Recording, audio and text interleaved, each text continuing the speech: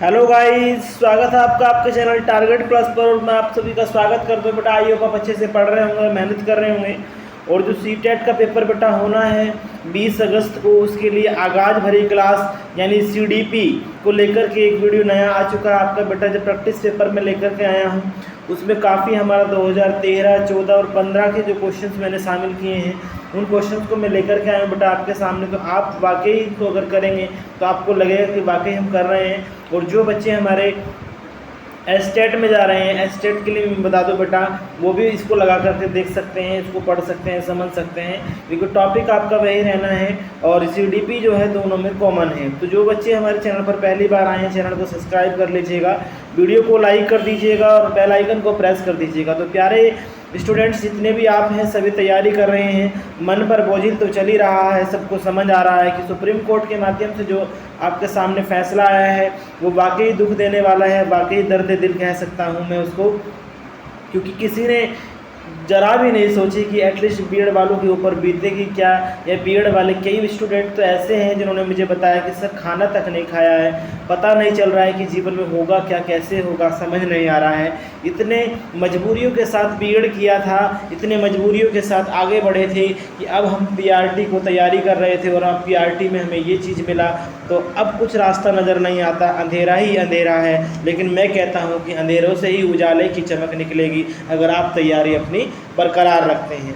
तो प्यारे स्टूडेंट शुरू करते हैं आज का प्रैक्टिस पेपर। जो बच्चे जा रहे हैं बेटा, जो पेपर मैंने तैयार किया है, ये जो पेपर है ये सेकंड पेपर वालों के लिए थोड़ा अच्छा है क्योंकि उनका लेवल हाई होता है, तो मैं उसी को लेकर के आपके सामने आया हूँ।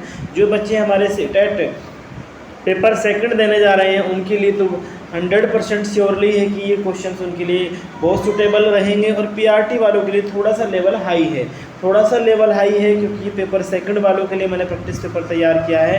तो प्यारे स्टूडेंट शुरू करते हैं। अगर आप चाहते हैं कि आपका स्कोर अच्छा हो, सीडीपी बढ़िया बने, तो मैं तो यही कहूँगा प्यारे बच्चों कि आप अच्छे से तैयारी करिएगा, मन लगा के पढ़िएगा, वही होगा जो मंजूर खुदा होगा। अब अपने मन से सोचने से क्या होता है, क्योंकि होए वही जो राम रची राखा, जो राम ने रचा है होना वही है। तो शुरुआत पहले क्वेश्चन से करते हैं, आज के सेशन की आगाज़ करते हैं बेटा। क्वेश्चंस को आपको समझना है, क्वेश्चन को आपको पढ़ना है, पढ़ने के बाद 4 ऑप्शन अच्छे से पढ़ने हैं, फिर आंसर सही क्या हो सकता है तो वो आपके लिए सही आंसर होगा। तो क्वेश्चन नंबर 1 आ जाता है बेटा कि योग्यता व योग्यता समूहीकरण। योग्यता व योग्यता समूहीकरण में कि परिक्षेपीय में निम्नलिखित में कौन सा कथन सत्य है। बेटा योग्यता व योग्यता समूहीकरण दोनों की दोनों अलग चीज़ें हैं। योग्यता एक अलग चीज़ है और योग्यता समूहीकरण एक अलग चीज़ है। बेटा किसी के बौद्धिक स्तर और दूसरे में उच्च बौद्धिक स्तर के लोगों का एकत्रीकरण, मान लीजिए कोई हमारा एक बुद्धि का लेवल अगर हम लेते हैं, कुछ उच्च बुद्धि के लोग, कुछ निम्न बुद्धि के लोग हैं, तो एक तरीके से वो शिक्षण क्षेत्र में हमारा लाभकारी होता है। इससे केवल विद्यार्थी समूह को ही लाभ नहीं मिलता बल्कि शिक्षकों को भी इससे लाभ मिलता है, समझ रहे हो ना। तो इसमें क्या बोला गया है कि सत्य कथन, छात्र अहिष्णु होते हैं, वह भेदों को स्वीकार नहीं करते, पहला ऑप्शन आपको दिया है। दूसरा, विभिन्न योग्यता वाले समूह को ग्रहण करने के लिए अध्यापकों को बहुस्तरीय शिक्षण को अपनाना चाहिए, ये दूसरा ऑप्शन दिया है। तीसरा दिया है, विद्यार्थी समूह में बेहतर सीखते हैं, आबाद व प्रभावी शिक्षण हेतु कक्षा को समरूपी होना चाहिए। बेटा आप जितने भी हैं हमारे फ्रेंड्स, जितने भी तैयारी कर रहे हैं, क्वेश्चन में कहा क्या है कि योग्यता व योग्यता समूहीकरण के लिए कौन सी बात सत्य हो सकती है। तो मैं आपको कहूँगा कि इसमें छात्र जो हैं वो सहिष्णु होते हैं, ना कि असहिष्णु होते हैं, और वे भेदों को स्वीकार करते हैं, ऐसी बात नहीं है। तो ये ऑप्शन तो हो नहीं सकता, ये ऑप्शन आपका गलत हो जाएगा, ठीक है। उसके बाद कह रहा है कि विभिन्न योग्यता वाले समूह को ग्रहण करने के लिए अध्यापक को बहुस्तरीय शिक्षण को बिल्कुल क्योंकि जो अलग अलग योग्यता वाले बच्चे हैं उनके लिए हमें अपनाना चाहिए। तो ऑप्शन नंबर 2 करेक्ट हो जाएगा। समूह में अच्छा कैसे सीख लेंगे, एक बच्चा तो कम पढ़ना जानता है, एक बच्चा अच्छा पढ़ना जानता है, आप कह रहे हो कि उसको समूह में से तो बेहतर सिखा सकते हैं, ऐसा नहीं हो सकता, ठीक है, अलग अलग होता है। आबाद व प्रभावी शिक्षण नहीं, जी बिल्कुल भी नहीं होगा ये भी। तो कुल मिलाकर के आपका ऑप्शन नंबर 2 रहेगा। तो स्टूडेंट्स जितने भी हमारे फ्रेंड्स वो देख रहे हैं इसको, तो आप देख सकते हैं ऑप्शन नंबर 2 आपका करेक्ट हो जाएगा। नेक्स्ट क्वेश्चन आता है क्वेश्चन नंबर 2, और क्वेश्चन नंबर 2 में आपका आता है निम्नलिखित में से कौन सा कथन सत्य है। रचनात्मक आकलन का मुख्य उद्देश्य विद्यार्थी की उपलब्धि का श्रेणीकरण होता है। देखिए, आप रचनात्मक आकलन कर रहे हैं, बच्चे के बारे में रचनात्मक चीज़ें जान रहे हो, तो आप विद्यार्थी की उपलब्धि का श्रेणीकरण नहीं कर सकते। रचनात्मक आकलन समय समय पर शिक्षार्थियों को विकास के सार पर प्रस्तुत करता है। जो रचनात्मक आकलन होता है वो समय समय पर शिक्षार्थी जो होते हैं हमारे विकास का नहीं जी, रचनात्मक आकलन आपका सार नहीं बता सकता, ये ध्यान रखें। रचनात्मक आकलन कभी कभी संकलनात्मक हो सकता है, इसी प्रकार विपरीत संकलनात्मक रचनात्मक भी हो सकता है। ये बात सत्य है, क्योंकि जो रचनात्मक आकलन होता है बेटा वो कभी कभी संकलनात्मक हो सकता है, क्योंकि हो सकता है आपने कोई चीज़ संकलन की हो और उससे आपका रचना पता चल जाए, किसी बच्चे के बारे में जानकारी लग जाए, कोई आपने रचनात्मक कार्य बच्चे से कराएं और वो आप उसे संकलन कर लें तो वो संकलनात्मक भी हो सकता है। ठीक है, ऑप्शन नंबर 4 भी आपका गलत है, थर्ड ऑप्शन आपका करेक्ट है। बहुत बढ़िया, बहुत बढ़िया। चलिए आगे चलते हैं। जो बच्चे ऑफलाइन वाले हैं वो क्वेश्चन को ध्यान से देखेंगे, ऑनलाइन वाले बच्चे ऑनलाइन वाली चीज़ों को समझेंगे। ठीक है, ध्यान से आप लोग क्वेश्चन को लगाया करें। ठीक है भाई, बहुत बढ़िया, बहुत बढ़िया। अगला क्वेश्चन चलते हैं, सेशन को लेकर के आगे बढ़ते हैं बहुत जल्दी, बहुत जल्दी।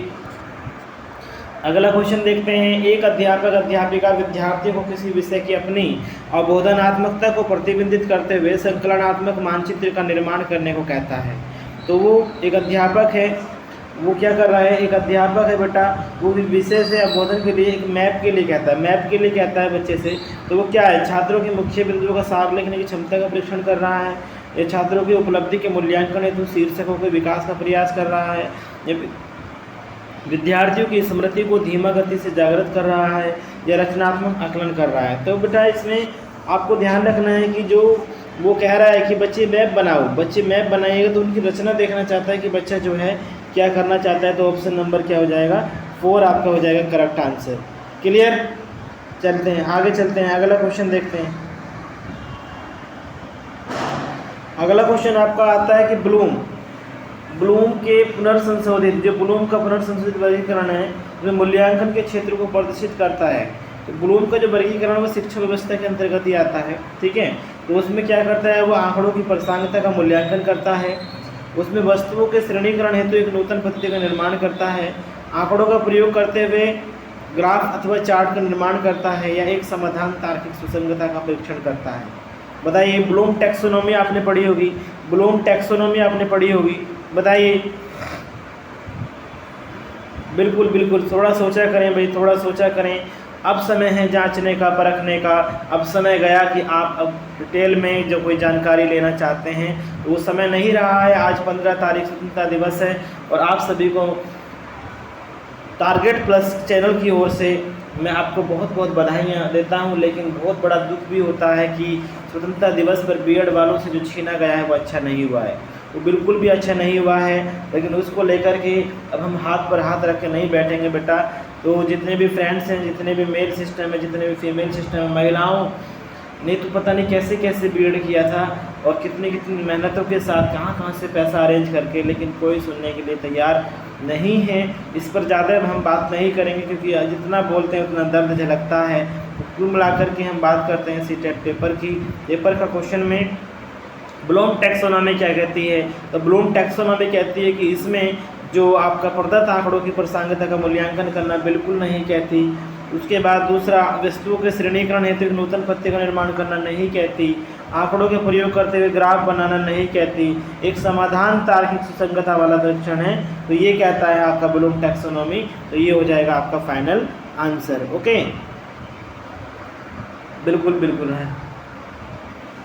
नेक्स्ट आता है आपका वंचित शिक्षार्थियों के साथ व्यवहार करने के संदर्भ में अध्यापक अध्यापिका को निम्नलिखित मूल्यों में से किस में विश्वास व्यक्त करना चाहिए।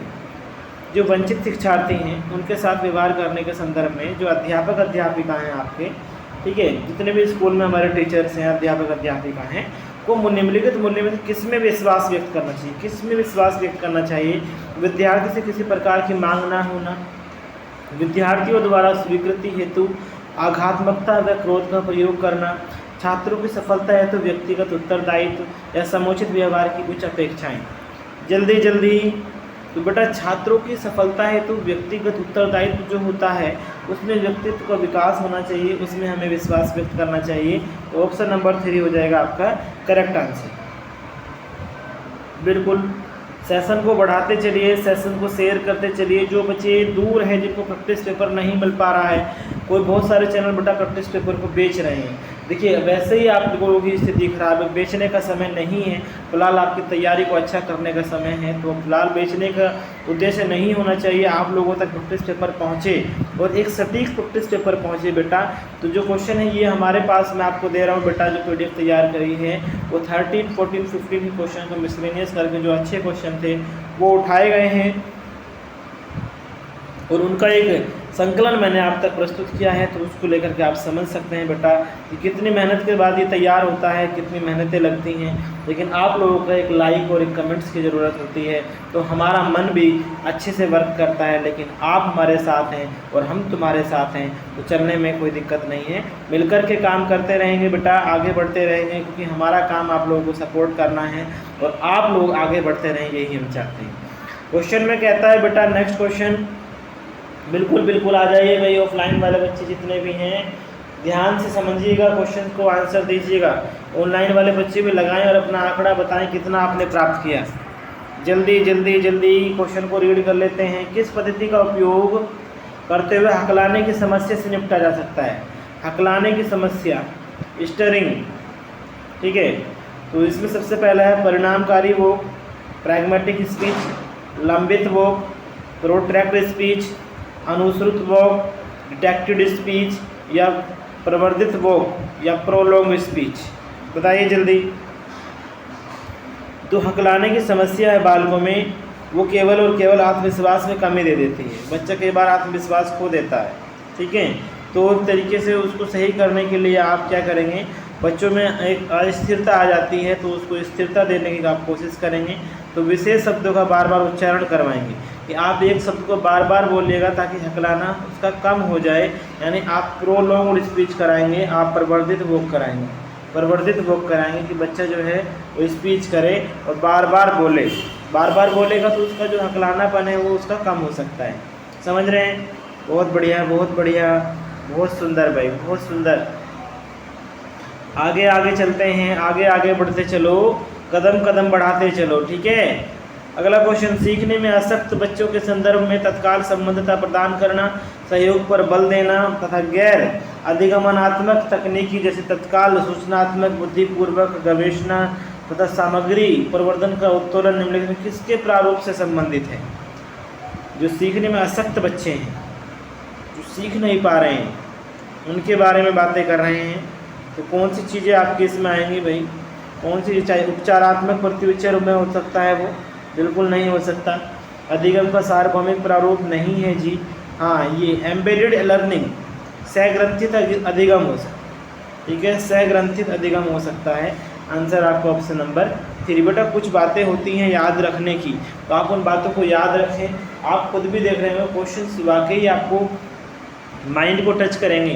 क्वेश्चन लगेगा आपको कि यार ये कहाँ से आ गया, लेकिन क्वेश्चन आया कहीं से नहीं है। क्वेश्चन प्रैक्टिस पेपर है, क्वेश्चन आप तैयारी अगर कर रहे हैं तो ज़रूर सुन लीजिएगा, समझ लीजिएगा और कुछ चीज़ें याद रख लीजिएगा, ठीक है। क्वेश्चन बहुत सारे रिपीट होंगे आपके पेपर में अगर आप देखोगे तो बेटा। उसके बाद नेक्स्ट क्वेश्चन पर हम आते हैं और नेक्स्ट क्वेश्चन हमारा आज का जो है इस तरीके से थोड़ा सा ब्लर हो रहा है, ठीक है। आप ध्यान रखेंगे बेटा, हो जाता है कई बार।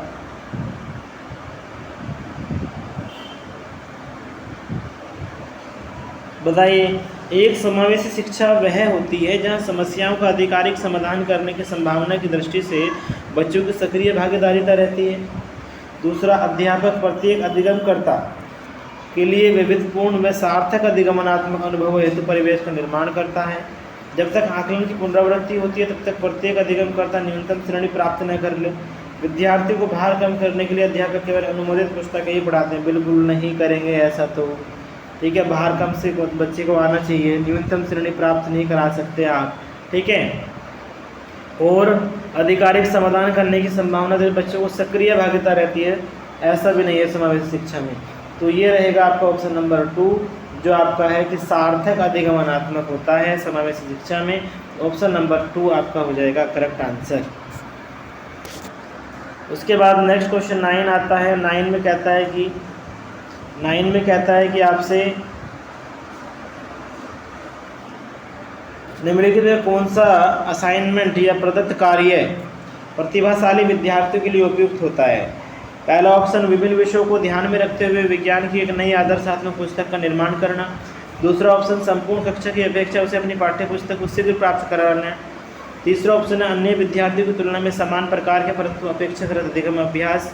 और चौथा क्वेश्चन कहता है उससे अपने समवयस्क साथियों को अनुशिक्षण देने के लिए कहना ताकि उसकी शक्तियों को एक दिशा मिल सके, एक वो अपने आप में व्यस्त रह सके। ऑप्शन नंबर 1 रहेगा करेक्ट आंसर कि विभिन्न विषयों को ध्यान में रखते हुए विज्ञान की नई आदर्शात्मक पुस्तक का निर्माण करना, ये एक असाइनमेंट का सही उपयुक्त विषय रहेगा प्रतिभाशाली विद्यार्थी के लिए। ये आपका प्रतिभाशाली विद्यार्थी के लिए नहीं रहेगा। ठीक है,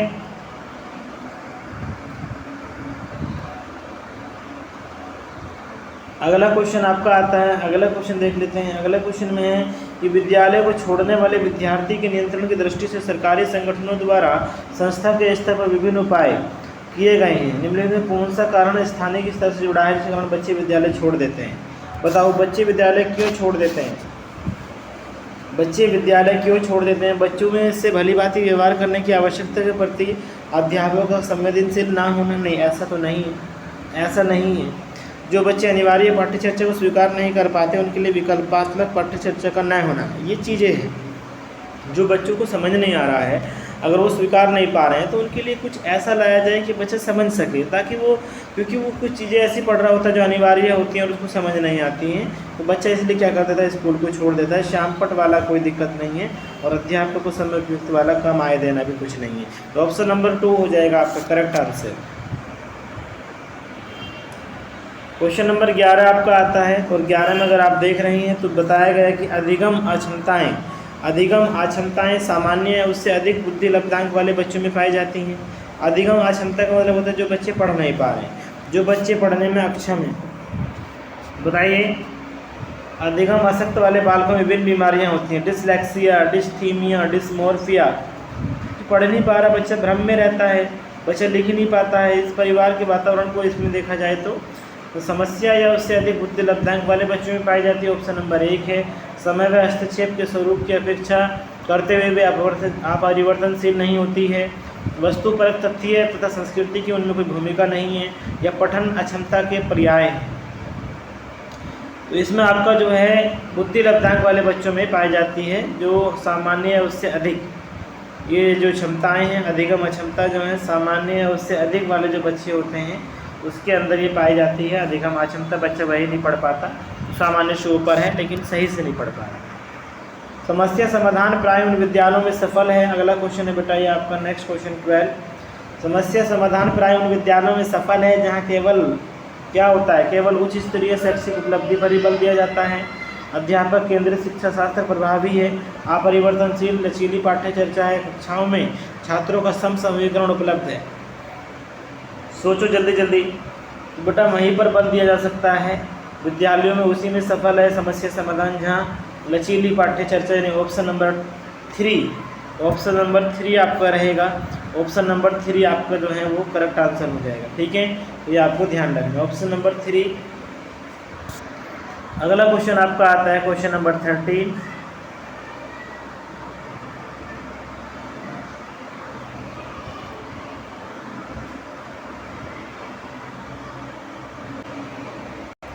तो इसमें नेक्स्ट आता है आपका संज्ञानात्मक प्रशिक्षुता तथा शैक्षिक संवाद। इसमें क्या होता है बेटा कि जो संज्ञानात्मकता प्रशिक्षुता है तथा शैक्षिक संवाद में पाठ्य सामग्री के सुव्यवस्थित संगठन में बल देते हैं, या आपका जो है एक तरीके से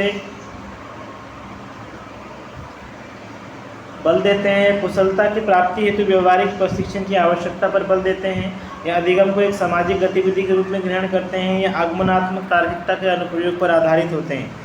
जल्दी जल्दी सोचिए भाई, जल्दी जल्दी। संज्ञानात्मक प्रशिक्षुता तो अधिगम को एक सामाजिक गतिविधि का रूप धारण करते हैं। अधिगम को एक सामाजिक गतिविधि, जल्दी जल्दी करेंगे, समय को बचाएंगे भाई, समय को भी बचाना है। ठीक है, इसके बाद नेक्स्ट क्वेश्चन इसमें आता है, जो अध्यापक अध्यापिका अपनी त्रुटियों से सुधार करना चाहते हैं उनके लिए कौन सा सही मार्ग होगा। ठीक है, कौन सा सही मार्ग होगा। तो पहला ऑप्शन दिया है, उन त्रुटियों को संशोधन करना चाहिए जो सामान्य अर्थ व अवबोधनात्मक में हस्तक्षेप करती हैं। ये बात सही लग रही है। ठीक है, अगर त्रुटि संशोधन प्रक्रिया बच्चों को क्षुब्ध कर दे तो उन्हें संशोधन अच्छा बिल्कुल क्यों नहीं करना चाहिए, करना चाहिए। अब से अपने विद्यार्थियों की प्रत्येक त्रुटि का संशोधन करें। विद्यार्थी की नहीं करनी है, अपनी भी तो करनी है, अध्यापक को करनी है। उसे बार बार की जाने वाली सामान्य त्रुटि की अपेक्षा कम बार नहीं, सभी को हमें तो करना है। ठीक, तो कुल मिला के ऑप्शन नंबर 1 हो जाता है करेक्ट आंसर, और यही रहेगा आपका option number 1 correct. Question number 15 आपका आता है कि निम्नलिखित में से कौन सा कौशल भावात्मक बुद्धि से संबंध नहीं है। नंबर 1, भावनाओं की आलोचना, कक्षा सहपाठियों के साथ मैत्रीपूर्ण व्यवहार, भावनाओं के प्रति जागरूकता और भावनाओं का प्रबंधन। देखिए, इसमें बताया है कौशल भावात्मकता। कौशल भावात्मकता जो आती है आपकी ऑप्शन नंबर 1 भावनाओं की आलोचना है। भावनाओं की आलोचना आपका क्या हो जाएगा, करेक्ट आंसर हो जाएगा। ठीक है, क्वेश्चन नंबर 16 आपका आता है कि आकलन की प्रक्रिया के दौरान देविका की उत्तेजना ऊर्जापूर्ण होती है। आकलन प्रक्रिया के दौरान देविका की उत्तेजना ऊर्जापूर्ण होती है जबकि राजेश की उत्तेजना अनुत्साही। उन दोनों के भावात्मक अनुभवों का अंतर किससे संबंधित है, बताइए। देखो, देविका और राजेश दोनों अलग अलग मानसिक स्तर के हैं और दोनों के मूल्यांकन के दौरान अलग अलग चीज़ें पाई जा रही हैं, समझ रहे हो। तो इसमें आकलन करते हुए कुछ हमें बातों का ध्यान रखना पड़ेगा क्योंकि प्रगतिकरण को दिखाता है। ठीक है, तो क्या होगा बताइए, अनुकूलन का स्तर, उनके अनुकूलन के स्तर को हम देखेंगे।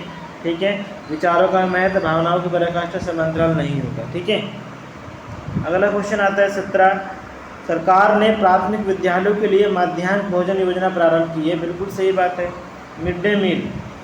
तो कौन सा अभिप्रेरणात्मक सिद्धांत इस योजना के समर्थन करता है।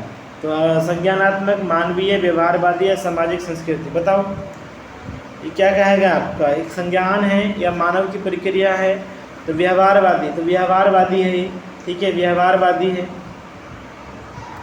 18 क्वेश्चन आता है आपका, बच्चों के व्यवहार को समझने के लिए विद्यार्थियों के घर के वातावरण का महत्वपूर्ण स्थान होता है। ठीक है, तथा इससे प्राप्त सूचना को प्रभावशाली शिक्षा शास्त्र के निर्माण से जोड़ा जा सकता है। ये तथ्य अधिगमित किस सिद्धांत से, बताओ। वातावरण का जो महत्वपूर्ण स्थान है और शिक्षा शास्त्र के निर्माण से उससे जोड़ा जा सकता है, तो किस सिद्धांत में आएगा। रचनावादी, कंस्ट्रक्टिविस्ट, सामाजिक रचनावादी, सोशल कंस्ट्रक्टिविस्ट, व्यवहारवादी, बिहेवियरिस्ट और पारिस्थितिक इकोलॉजिकल, बताइए जल्दी। तो वो आएगा आपका सामाजिक रचनावादी। सामाजिक रचनावादी ऑप्शन नंबर 2 क्या हो जाएगा, करेक्ट हो जाएगा। ठीक है, उसके बाद नेक्स्ट क्वेश्चन आपका आता है 19, और 19 रहेगा कुछ इस तरीके से, कक्षा में ध्यान देने योग्य वाले बच्चे से व्यवहार करने के लिए कौन सा उपाय सर्वाधिक लाभकारी हो सकता है, बताइए। बच्चे को खड़े कर रहने की अनुमति, आप बच्चे को दंड दे रहे हो, गलत बात है। उनके बीच उन्हें अवकाश देना, बिल्कुल गलत बात, अवकाश देना ही नहीं है। बच्चे को डांटना और झपटना बिल्कुल नहीं कर सकते आप। बच्चों को उस जगह बैठाना जहाँ उसका एक तरीके ध्यान भंग हो, बिल्कुल सही बात है। बच्चे का ध्यान तो टीचर ही रखेगा। जी जी, बिल्कुल बिल्कुल, बहुत बढ़िया भाई, बहुत बढ़िया। बच्चे समझदार हो गए हैं। CD फ्रेंड्स, बहुत अच्छा आंसर आप दे रहे हैं, बहुत अच्छा आंसर आप दे रहे हैं। उसके बाद नेक्स्ट क्वेश्चन आता है, पियाजे के संज्ञानात्मक सिद्धांत के परिप्रेक्ष्य में अगर देखा जाए तो कौन सा हमारा स्पष्ट ग्राफ सही होगा। पियाजे क्या कहते हैं, पियाजे क्या कहते हैं, पियाजे क्या कहते हैं। देखिए, पियाजे कहते हैं जैसे आयु बढ़ती है विकास घटता है, ऐसा तो कभी नहीं कहा। पियाजे कहते हैं जैसे जैसे आयु बढ़ती है विकास निरंतर बढ़ता जाता है, ऐसा भी नहीं कहा। पियाजे कहते हैं जैसे जैसे आयु बढ़ती है विकास का लेवल बढ़ेगा लेकिन सतत नहीं बढ़ता, ये बात ठीक है। ये कह रहे हैं कि पहले जब ऐसे आयु बढ़ेगी विकास तेज होगा, फिर बंद ना हो जाएगा, स्लो हो जाएगा, ऐसा नहीं है। तो ऑप्शन नंबर 3 आपका करेक्ट आंसर रहेगा। ठीक है, 21वां क्वेश्चन है, एक अध्यापिका ने पाया कि विद्यार्थी वर्ग बनाने में कठिनाई अनुभव कर रहा है। उसने अनुमान लगाया कि वह हीरे का चित्र बनाने में भी कठिन अनुभव करेगा। तो उसने निम्नलिखित में किस सिद्धांत पर आधारित होकर यह अनुमान लगाया, बताओ। एक अध्यापक ने अनुमान लगा लिया है कि कोई विद्यार्थी है जो अनुभव कर रहा है कठिनाई का, तो कैसे बात बनेगी, बताओ। वो एक विकास निरंतर यह होता रहता है अलग अलग लोगों के लिए विकास की प्रक्रिया भी अलग अलग होती है। ये विकास एक व्यवस्थित क्रम में होने की प्रवृत्ति से संबंधित है। यह विकास की प्रक्रिया एक उत्परिवर्तनीयता होती है। बताओ जल्दी। ऑप्शन नंबर 3 क्या होगा करेक्ट आंसर। विकास के एक व्यवस्थित क्रम में होने की संबंधता है। उसके बाद नेक्स्ट क्वेश्चन आता है 22। मानवीय विकास में आनुवांशिकता एवं परिवेश की भूमिका के संदर्भ में निम्नलिखित में से कौन सा कथन समुचित है। जल्दी। विकास के विभिन्न क्षेत्रों में आनुवांशिकता एवं परिवेश का परिवर्तनशील है। भारत सरकार की विभेदात्मक क्षतिपूरकता संबंधी नीति मानवीय विकास में प्रकृति की भूमिका पर आधारित है। परिवेश की भूमिका लगभग स्थिर सी रहती है जबकि आनुवांशिकता का प्रभाव परिवर्तित हो सकता है। यह व्यवहारवाद का सिद्धांत। पूछा क्या है मानवीय विकास में आनुवांशिकता के परिवेश, आनुवांशिकता के परिवेश, आनुवांशिकता का ही रहेगा ना, आनुवांशिकता एवं परिवेश की बात कर रहे थे। ठीक है जी, बिल्कुल बिल्कुल। ये क्या हुआ भाई इसमें। अच्छा, ये एडिटर से बेटा जो है पीडीएफ पूरी नहीं हो पाई है। 8 क्वेश्चन आपके इसमें रह गए हैं, 8 क्वेश्चन रह गए हैं। जो हो जाता है कि बार जल्दीबाजी में ऐड कर दिया होगा, पता नहीं चल पाया। ठीक है, तो ध्यान से आप ध्यान रखेंगे। कोई बात नहीं बेटा, अच्छे से आप मेहनत करो, पढ़ते रहो। मैं और आपको ला दूँगा प्रैक्टिस पेपर जो भी बनेंगे। इसमें अभी फ़िलहाल 22 क्वेश्चन का ही आप प्रैक्टिस कर लेंगे। गलती से हो गया है एडिट में कि नहीं हो पाया, शायद उसमें ऐड हो जाता है कई बार जल्दी में कि वीडियो भाई लाना होता है और ध्यान नहीं रहा होगा। तो आप सभी तैयारी का आगाज़ करते रहें। 20 अगस्त वो टाइम होगा जब आप परीक्षा दे रहे होंगे और आपका जो माइंड होगा जो कहेगा वही आप आंसर लिखेंगे। तो तब तक के लिए बेटा खुश रहिए, मुस्कुराते रहिए एंड टेक केयर।